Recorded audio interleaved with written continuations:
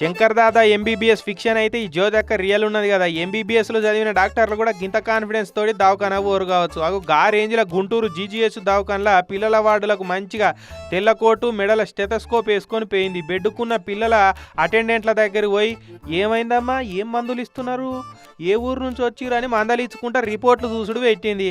అబ్బో మేడం ఎవరో పెద్ద డాక్టర్ అమ్మ లెక్కనే ఉన్నదనుకొని పేషెంట్లు ఎంబడి ఉన్నోళ్ళు రిపోర్ట్లు చేతిలో పెట్టిర్రు. జ్యోతక్క ఎంబీబీఎస్ కాకుండా ఎంజీబీఎస్ కోర్సు చదివినట్టున్నది. ఇక కళ్ళద్దాలు సవరించుకొని రిపోర్ట్లు చూసి this is glycerin sandalwood bathing bar talcum syndrome అంటారమ్మా, తగ్గిపోతుంది అనుకుంటా సీనియర్ డాక్టర్లు రౌండ్లు కొట్టినట్టే కొట్టుకుంటా రిపోర్ట్లు చూసి చెప్పబట్టిందట. ఇక అక్కడనే డ్యూటీలున్న జూనియర్ డాక్టర్లు అగో ఈమెవలు ఎన్నడు చూడలే, కొత్తగా కనబడుతున్నది, వచ్చుడొచ్చుడే పేషెంట్లను చూస్తున్నది, ఇంత యాక్షన్ డ్రామా చేస్తుందని అనుమానం వచ్చి సెక్యూరిటీ వాళ్ళని పిలిచి ఆమె కథ ఏందో అరుచుకోమన్నారు. అసలే ఈ నడుమ పిల్లలను ఎత్తుకపోయేటోళ్ళు బాగా తిరుగుతున్నారు కదా. ఈ అక్క ఫేస్ చూస్తే కూడా సేమ్ అట్లనే అనిపించిందట వాళ్ళకు.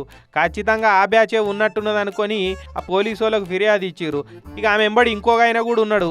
సెక్యూరిటీ వాళ్ళు ఇద్దరిని దొరకబట్టి ఎవలమ్మ నువ్వు, ఏడికెళ్ళి వచ్చినావు, ఏం పేరు నీది, ఏం కథ నీదని అడిగే లోపట్నే పోలీసు వాళ్ళు కూడా దవాఖానకు వచ్చిర్రు. ఇక అక్కను ఎంక్వైరీ చేస్తే